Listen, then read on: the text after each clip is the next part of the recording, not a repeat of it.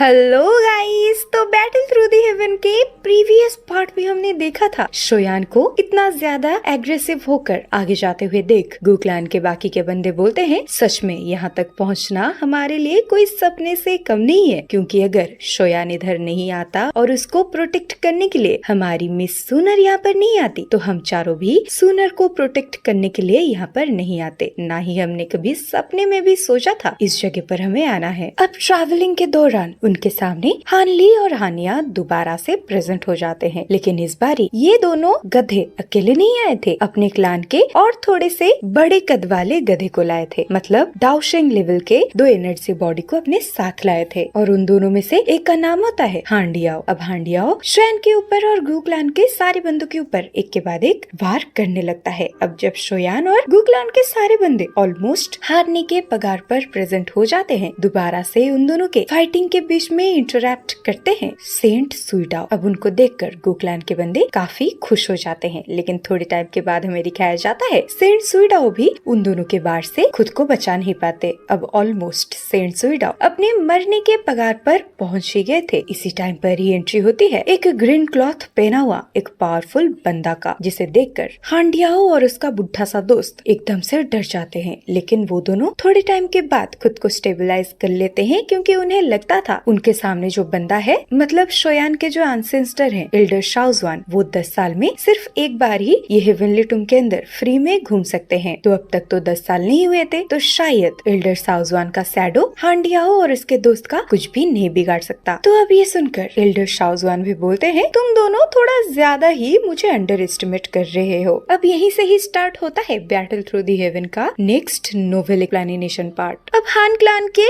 ये दोनों बंदों के ऐसे एरोगेंट भरी बातों को सुनकर एल्डर शाओजुआन गुस्से में आ जाते हैं। तो अब जैसे ही एल्डर शाओजुआन अपने हाथों को ऊपर करते हैं वो बोलते हैं सैटर। अब शोयान का पूरा टोली देखता है जैसे ही वो ग्रीन क्लॉथ पहने हुए बंदे के मुंह से ये सटर आवाज आता है, पूरा का पूरा 10,000 फुट का रेडियस कोलैप्स होने लगता है और एक डार्क इंडिविजुअल हैंड फॉर्म होने लगता है और वो हाथ ने रैंडम तरीके से हांडियाओ के डो के तरफ एक जोरदार तमाशा मार दिया था। अब हेवनली टूम की हेवनली जमीन बैंग बैंग साउंड के साथ हिलने लगता है। अब जैसे ही शाओजुआन का ये पावरफुल अटैक ग्राउंड के टच में आता है, ग्राउंड में कई मोटे मोटे क्रैक्स फैल जाते हैं और वो क्रैक बहुत स्पीडली फॉर्म होने लगते हैं। अब जमीन और स्पेस को इस तरीके से कोलैप्स होते हुए देख हांडियाओ का डुओ पूरे तरीके से डर जाता है और वो मन ही मन सोचने लगते हैं कि आखिर ये रूथलेस दानव को किसने दोबारा से बाहर भेज दिया। अब तो हमें कोई नहीं बचा सकता, शायद हम यहीं पर ही मरने वाले हैं। अब वो दोनों कुछ ना सोच पाते हुए हानली और हानिया को पकड़ लेते हैं और उसके बाद वो चारों ही वहाँ से दुम दबाकर भागने लगते हैं। लेकिन इतना टेरिफाइंग स्पीड को ऑब्टेन करने के बावजूद वो चारों स्मूथली उस जगह से खुद को एस्केप नहीं कर पाते और वो देखते हैं उनके चारों तरफ का स्पेस एक के बाद एक फट ही रहा था, जिसके चलते वो बस 1000 फुट की दूरी तय कर ही पाए थे। तभी एक अटैक उन लोग के ऊपर हमला कर देता है, लेकिन वो अटैक इन चारों के ऊपर टकराता नहीं है। जब वो अटैक हांडियाओ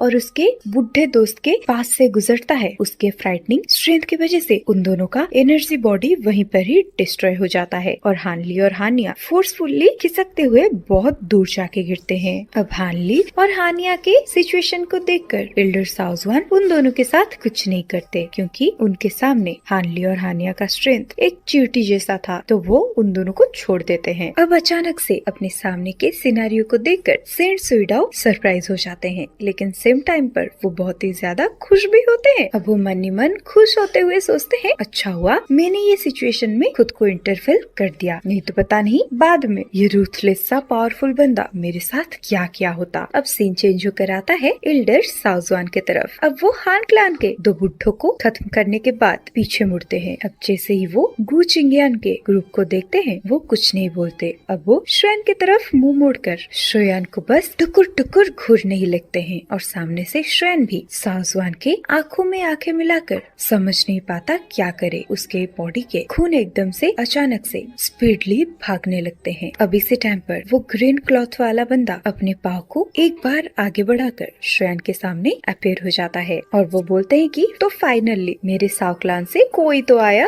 लगता है मेरा इतना लंबा इंतजार बिल्कुल भी वेस्ट नहीं गया। अब ये ग्रीन क्लॉथ पहने हुए बंदे का बातों को सुनकर और फेस की एक्साइटमेंट को देखकर शोयान भी बहुत ही ज्यादा एक्साइटेड हो जाता है। अब वो भी अपने दिल के एक्साइटमेंट को ना रोक पाते हुए घुटनों में आकर ग्रीट करते हुए अपने एंसेस्टर साओजुआन को कहता है कि मैं आपका डिसेंडेंट शोयान हूँ और मैं आपको एक बहुत बड़ा रिस्पेक्टफुल ग्रीट देता हूँ। ये सुनकर साओजुआन बोलते हैं शोयान अच्छा नाम है। अब वो शोयान को काफी जेंटल तरीके से ऊपर उठाते हैं और उसके कंधे को थपथपाते हुए मुस्कुराते हुए बोलते हैं जैसे ही तुमने हेवनली टूम के अंदर एंटर किया था मैंने तुम्हारे प्रेजेंस को तब भी सेंस कर लिया था और जर्नी के दौरान तुम्हारी परफॉर्मेंस बहुत अच्छी रही है। ये सुनकर शोयान अपनी सर को खुजाने लगता है क्योंकि उसे अच्छी तरीके से पता है उसका ये एंसेस्टर जब जिंदा हुआ करते थे वो अपने टाइम पर कितना ज्यादा खतरनाक स्ट्रेंथ को पोसेस करते थे, तो उनके मुंह से अपने लिए ऐसे वर्ड्स को सुनना कोई छोटी बात नहीं है। अब उधर शूनर, गु चिंगियान और बाकी के बंदे भी एंसेस्टर साओजुआन को अपनी आंखों के सामने देख के रेस्पेक्टफुली ग्रीट करते हैं। अब वो सब मन ही मन सोचने लगते हैं कि भले ही हमारा क्लान हेड भी इस टाइम पर साओजुआन के सामने क्यों ना आ जाए, फिर भी उन्हें एल्डर साओजुआन के सामने अपना घुटना टेकना ही पड़ेगा। अब साओजुआन स्माइल करते हुए बोलते हैं अच्छा तो तुम सब गु क्लान के मेंबर हो। जैसा पहले गु क्लान और शाओ क्लान के बीच में एग्रीमेंट रहा था तुम सब ने उसको अच्छे तरीके से फॉलो नहीं किया। तो साओजुआन के मुंह से ये बातों को सुनकर गु चिंगियान और बाकी के लोग बहुत ही ज्यादा सरप्राइज हो जाते हैं और उन लोगों के फेस को डर और पसीना दोनों ही घेर लेता है। तो वो लोग फटाक से रिप्लाई करते हैं एल्डर साओजुआन बस हमारा क्लान का छोटा सा पोर्शन ही वो एग्रीमेंट को एग्री नहीं करता, नहीं तो हमारे क्लान हेड अभी तक भी आज तक भी वो एग्रीमेंट को फॉलो करते आ रहे हैं। ये सुनकर साओजुआन कुछ भी नहीं बोलते क्योंकि उन्हें सही से हर एक चीज पता होता है। अब वो शूनर की तरफ मुंह को मोड़ते हुए बोलते हैं तुम्हारी ब्लड लाइन गु युआन से काफी सिमिलर है। ये सुनकर शूनर एक स्माइल के साथ बहुत ही ज्यादा रेस्पेक्टफुल आवाज में कहती है कि गु युआन मेरे फादर हैं। ये सुनकर साओजुआन बोलते हैं अच्छा तो तुम उस फेलो की डॉटर हो, तभी मैं कहूँ तुम डिवाइन ब्लड लाइन को क्यों पोजेस करती हो। सच में वो कहावत बिल्कुल सही है कि न्यू जेनरेशन पुरानी जेनरेशन को हमेशा सरपास करेगी। अब वो बार बार शोयान और सुनर को देखने लगते हैं। अब वो कुछ सोचते हुए हंसते हुए बोलते हैं लेकिन उसके बावजूद भी मेरा शाओ क्लान गु क्लान से एडवांटेज में है। अब इसी टाइम पर साओजुआन कुछ सोचते हुए सेंट सुइडाओ की तरफ देखने लगते हैं और उसे बोलते हैं कि अब तुम्हें वापस लौटना चाहिए, तुम फ्यूचर में भी लगातार यहाँ पर एग्जिस्ट करते रहोगे। ये सुनकर सेंट सुइडाओ तुरंत ही खुश हो जाते हैं और उनके आंखों में तारे टिमटिम करने लगते हैं। अब वो खुश होते हुए बोलते हैं एल्डर साओजुआन आपका बहुत बहुत धन्यवाद। अब वो साओजुआन को ग्रीट करते हैं और वहाँ से चले जाते हैं। दरअसल मैं आपको बता दूं ये हेवनली टूम में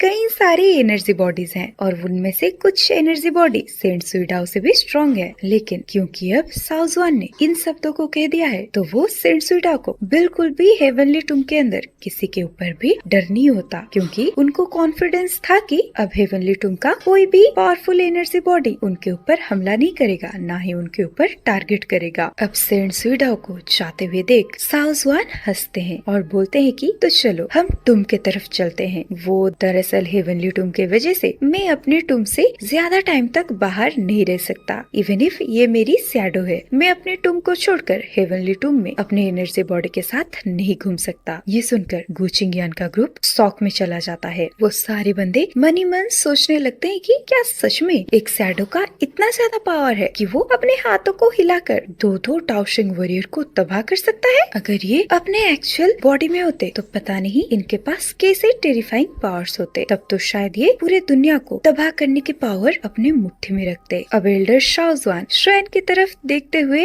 एक स्माइल के साथ बोलते हैं मुझे पता है तुम अभी भी कई चीजों के बारे में कुछ भी नहीं जानते होगे, तो चलो तुम लोग अब मुझे फॉलो करो। और मैं पता नहीं कब से इस टाइम का यहाँ पर इंतजार कर रहा था। ये सुनकर श्रेयन भी एक्साइटेड हो जाता है क्योंकि वो भी पता नहीं कितने सालों से इसी दिन का ही इंतजार कर रहा था। अब श्रेयन का पूरा टोली एल्डर साओजुआन को बहुत टाइम तक फॉलो करता रहता है। जब वो टूम के और भी डीपेस्ट रीजन में चले जाते हैं हम उन सबको एक जगह पर रुकते हुए देखते हैं और उनके आसपास इतना ज्यादा डार्कनेस फैला हुआ था कि वहाँ पर ऑलमोस्ट कोई भी लाइट नहीं पहुँच पाती। यहाँ पर खड़ा होकर फीलिंग तो ऐसा आ रहा था जैसे वो लोग कोई एम्प्टी रियलम के अंदर पहुँच चुके हैं। अब इसी टाइम पर एल्डर साओजुआन बोलते हैं कि ये हेवनली टूम का सबसे ज्यादा डीपेस्ट पार्ट है। अब वो सामने दिखने वाले वाले एक एंशिएंट पत्थर की तरफ हाथ को कर्व करते हुए बोलते हैं, ये स्टोन टैबलेट ये डार्क ब्लैक रीजन के अंदर काफी लोनली लगता है। इसे देखकर तो ऐसा लगता है जैसे ये बहुत टाइम से यहीं पर ही एग्जिस्ट करता आ रहा है और ये है मेरी टूम। अब शाओजुआन की ये बात को सुनकर शोयान का पूरा ग्रुप उस पत्थर के टैबलेट को खोजने लगता है। भले ही अनगिनत साले निकल चुके हो, लेकिन ये टैबलेट अभी भी एंशिएंट ओरे को पोजेस करता है और वो ओरा उतना ज्यादा इंटेंस नहीं होता, लेकिन वो एंशिएंट टैबलेट को सेंस करके शोयान का पूरा ग्रुप को बहुत ही ज्यादा एंशिएंट टाइम का वाइब आने लगता है। अब इसी टाइम पर एल्डर शाओजुआन गुचिंगियान के ग्रुप को देखकर बोलते हैं, तुम चारों यहीं पर ही स्टोन टैबलेट के आउटसाइड में ट्रेनिंग कर सकते हो और ये वही जगह है जहाँ पर हेवनली टूम की सबसे ज्यादा डेंस एनर्जी एग्जिस्ट करती है और यहाँ पर कोई भी एनर्जी बॉडी एंटर नहीं करता, क्योंकि उनके अंदर उतना ज्यादा हिम्मत है ही नहीं, जिसके चलते तुम चारों को यहाँ पर सेफ्टी की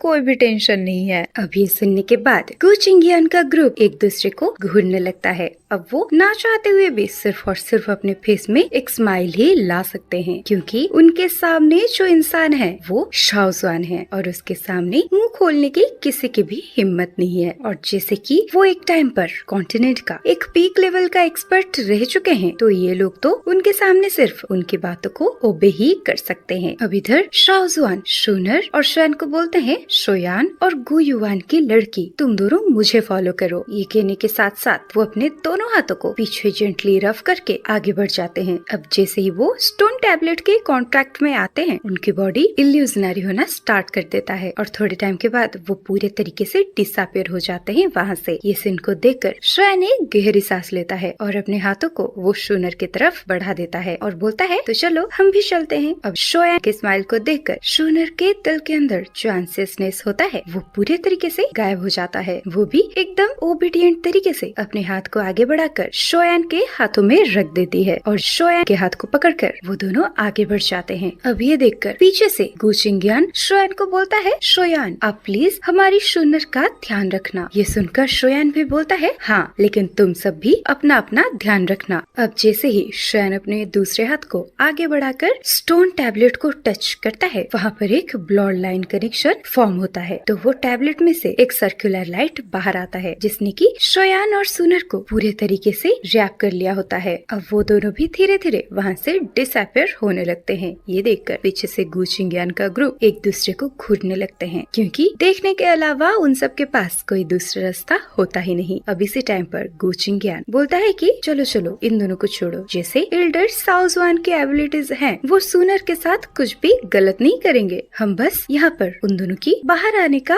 वेट ही कर सकते हैं। उसके बाद वो सारे लोग अपने अपने लिए एक पत्थर को ढूंढकर वहाँ पर बैठकर कल्टीवेशन करना स्टार्ट कर देते हैं। अब सीन चेंज होकर आता है शोयान और शूनर की तरफ। वो दोनों एक बड़े से लाइट के अंदर से बाहर आते हैं, तो अपने सामने वो दोनों एक एंशिएंट हाउस को देखते हैं। ये देखकर वो दोनों सरप्राइज हो जाते हैं, क्योंकि उन दोनों ने कभी नहीं सोचा था इतना नॉर्मल दिखने वाला टैबलेट के अंदर इतना ज्यादा मिस्टीरियस जगह छुपा होगा। सच में ये जगह इलाइट टाउशन के प्लेस कहलाने के लायक है। अब उनके सामने प्रेजेंट होते हैं एल्डर शाओजुआन और उनके साइड में होता है एक क्लियर पॉन्ड और उस पॉन्ड के अंदर काफी ग्रीन लोटस को देखा जा सकता है, जिसके अंदर से एक हल्की सी फ्रेग्रेंस ओमिट हो रहा था। इसी टाइम पर एल्डर शाओजुआन शोयान को पूछते हैं कि क्या तुम अभी के लिए मेरे शाओ क्लैन की रेजिस्टेंस के बारे में बताओगे। इसी टाइम पर शोयान बहुत ज्यादा मायूस होकर अपने अनसेस्टर से बोलता है, अभी के लिए हमारा शाओ क्लैन एग्जिस्ट नहीं करता, बस अभी के लिए एक डिक्लाइन शाओ फैमिली ही बची हुई है। अभी ये कहने के बाद शोयान पिछले सालों में हुए सारी चीजों को अपने अनसेस्टर शाओजुआन के सामने अच्छे तरीके से बोलने लगता है। पूरी बात को सुनने के बाद शाओजुआन बोलते हैं, मैंने पहले से ही एक्सपेक्ट कर लिया था कि Shao clan in future decline होने वाला है, लेकिन सबसे अच्छी बात तो ये है एटलीस्ट अभी के लिए कुछ अच्छे खासे डिसेंडेंट्स बचे हुए हैं और हमारा खून पूरे तरीके से खत्म नहीं हुआ। अब शोयान का रोतड़ू सा फेस को देखकर शाओजुआन बोलते हैं, शोयान क्या तुम मुझे कुछ पूछना नहीं चाहते। ये सुनकर शोयान जैसे तैसे करके खुद को संभालता है और अपने अनसेस्टर को पूछता है, अनसेस्टर क्या आप सच में अभी जिंदा हो, और अगर आप अपने कोई भी दूसरे फॉर्म में जिंदा हो पाते जाते तो फिर हमारा शाओ क्लान को दोबारा से जिंदा होने में कोई भी नहीं रोक सकता, क्योंकि इसे पीक एक्सपर्ट के हमारे शाओ क्लान के साथ होने से इवन इफ हन क्लान को भी थोड़ा बहुत कॉन्शियस रहना होगा। ये सुनकर शाओ जुआन शोयान को घूरने लगते हैं, लेकिन एक मोमेंट के बाद वो अपने सर को ना में हिलाते हुए बोलते हैं, जो तुम अभी देख रहे हो वो बस एक मेरी सोल का छोटा सा हिस्सा है, जिसको तुम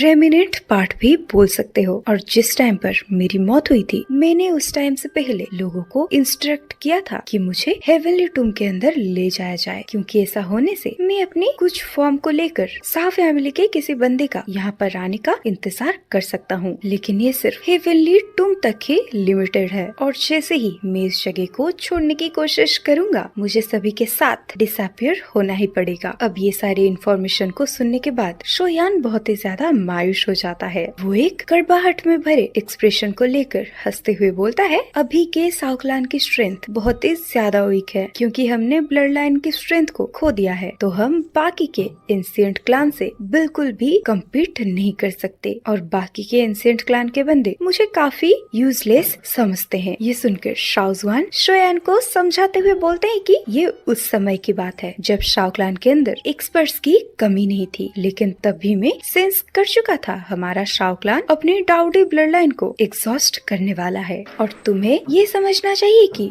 अगर तब हमारी शाओ क्लान की ब्लड लाइन पूरे तरीके से एग्जॉस्ट हो जाती, तो फिर हमारे दुश्मन हमारे शाओ क्लान को पूरे तरीके से इस डाउ के कॉन्टिनेंट से अनहाइलेट कर चुके होते। और ये डाउडी ब्लड लाइन को दोबारा से रीबॉर्न करने का बस एक ही रास्ता है, और वो है हमारे क्लान में और एक दाऊदी का जन्म हो। लेकिन ये हद से ज्यादा डिफिकल्ट टास्क है, और सच बताऊं तो उस टाइम पर मैं बहुत ही ज्यादा एरोगेंट था। मुझे लगता था मुझे ये दाऊदी लेवल भी रोक नहीं सकता, मतलब गॉड लेवल भी नहीं रोक सकता। तो मैं अपने कुछ एल्डर के साथ बातचीत करने के बाद एक बड़े रिस्क को लेने की ठानी। हमने एक सीक्रेट टेक्निक का इस्तेमाल करते हुए अपने क्लान की सारी ब्लड लाइन स्ट्रेंथ को मेरे बॉडी के अंदर ट्रांसफर करने की कोशिश किया, और मैं सही तरीके से जानता था कि वो हमारी क्लान की फाइनल होप है। लेकिन मैं फिर भी फेल हो गया और शाओ क्लान के सारे एल्डर्स को डिसअपॉइंट कर दिया, क्योंकि जब मैं डाउडी क्लास पर ब्रेक थ्रू करने के लिए प्रिपेयर कर रहा था, उसी टाइम का फायदा उठाकर हन क्लान ने मेरे ऊपर पीछे से हमला कर दिया था, और मेरी इंजरीज इतना ज्यादा सीरियस था कि एंड में मुझे मौत का ही सामना करना पड़ा। अब शाओ जुआन की इतनी दर्द भरी आवाज को सुनकर शोयान कुछ टाइम के लिए कुछ भी नहीं बोलता। वो पूरे तरीके से पिन ड्रॉप साइलेंट होता है, लेकिन एक टाइम के बाद वो बोलता है कि वो फाइनल मेथड था। अगर ब्लड लाइन को पूरे तरीके से एग्जॉस्ट होने के लिए रिलाय कर दिया गया होता, तो फिर शायद तब शाओ क्लान को ट्रू डिस्ट्रैक्शन का सामना करना पड़ता। तो सिस्टर, आप बिल्कुल भी टेंशन मत लो, आपकी वो डिसीजन के लिए कोई भी आपको ब्लेम नहीं कर रहा, ना ही आगे करेगा। अब शोयान अपने हाथों को अपने दोनों ही आईब्रो के बीच में रफ करते हुए अपने एंसेस्टर से बोलता है, लेकिन अगर हमारा शाओ क्लान की ब्लड लाइन पूरे तरीके से एग्जॉस्ट हो चुकी है, तो फिर मेरे फोरहेड में ये शाओ क्लान का टाटू कभी कभार कैसे अपीयर होता है। ये सुनकर शाओ जुआन बताते हैं कि हमारे शाओ क्लान के टाटू को कोई भी बेस्टो नहीं करता, बल्कि उसे ट्रेनिंग के दौरान क्रिएट किया जाता है। अब वो अपने फेस में एक स्माइल को लाते हुए काफी एक्साइटेड होकर शोयान को समझाते हैं, मैंने तुम्हारे अंदर sky fire 3 mysterious changes technique को इसीलिए सेंस किया क्योंकि उसको क्रिएट करने वाला मैं ही था, लेकिन अनएक्सपेक्टेडली तुम उसे हासिल कर चुके हो। और मुझे याद है कि उस टाइम पर मैंने इसे बर्निंग फ्लेम वैली को दे दिया था, और तब से वो उनका है। मैं आप सबको और एक बात याद दिला दूं, क्यों शोयान डाउजन लेवल पर ब्रेक थ्रू होने के बावजूद जब वो स्काई फायर 3 मिस्टीरियस टेक्निक को फॉर्म करता है, उसके 2 लेवल अपग्रेड क्यों होते हैं, जबकि बर्निंग फ्लेम वैली जो कि इस टेक्निक का ओनर है, वहाँ के बंदे भी जब डाउजन लेवल पर ब्रेक थ्रू कर जाते हैं, वो 1 लेवल पर भी अपग्रेड नहीं हो पाते। और लास्ट टाइम जब बर्निंग फ्लेम वैली के मास्टर श्रेयान से मिले थे और उन्होंने शोयान का ये 3 मिस्टीरियस टेक्निक के फॉर्म को 2 लेवल तक अपग्रेड होते हुए देखे, वो क्यों सरप्राइज हुए थे। अभी ये सारी बातों को सुनने के बाद शोयान मन ही मन सोचते हुए बोलता है, अच्छा तो जब मैंने बर्निंग फ्लेम वैली के अंदर ये स्काई फायर 3 मिस्टीरियस चेंज को ऑब्टेन किया था, उस टाइम पर वहाँ पर आपका नाम था, तो वो शाओ जुआन दरअसल हमारे क्लान के एंसेस्टर का नाम था। सच में ये दुनिया के मामले बहुत ही ज्यादा अनप्रेडिक्टेबल होते हैं। अब दोबारा से शाओ जुआन काफी सॉफ्टली बोलते हैं, ऑफ कोर्स तुम जिस स्काई फायर 3 मिस्टीरियस चेंज को प्रैक्टिस कर रहे हो, उसमें तुम्हें अभी भी और एक चीज की कमी है और उसी फाइनल स्टेज की कमी की वजह से तुम अपनी क्लैन टैटू को क्रिएट नहीं कर पा रहे हो पूरे तरीके से। ये सुनकर शोयान बहुत ही ज्यादा एक्साइटेड हो जाता है। तो शोयान की फेस की ऐसी एक्साइटमेंट को देखकर शाओजुआन अपने सर को हिलाते हुए बोलते हैं रिलैक्स करो, मैं इतने सालों से ये चीज तुम्हें देने के लिए ही वेट कर रहा था। और सच बताऊं तो ये स्काई फायर 3 मिस्टीरियस चेंजेस का फाइनल स्टेप 5 स्टेप्स होते हैं और इसका फाइनल स्टेप तुम्हें मैं अब हैंड ओवर करना चाहता हूँ। लेकिन भले ही तुम क्लैन टैटू को फॉर्म कर लो, फिर भी बिना ब्लड लाइन के तुम sky fire 3 mysterious change technique के पीक लेवल को अनरिलीज नहीं कर सकते। तो अब यहीं पर ही खत्म होता है बैटल थ्रू द हेवन के ये वाला नोवेल एक्सप्लेनेशन पार्ट। तो आपको क्या लगता है शोयान आगे जाकर अपने ब्लड लाइन को रिस्टोर कर पाएगा या नहीं? तो मुझे ये चीजें आप कमेंट में जरूर बताना और साथ ही साथ वीडियो आपको कैसी लगी वो भी बताना। तो चलो बाय गाइस, मिलते हैं नेक्स्ट पार्ट पर।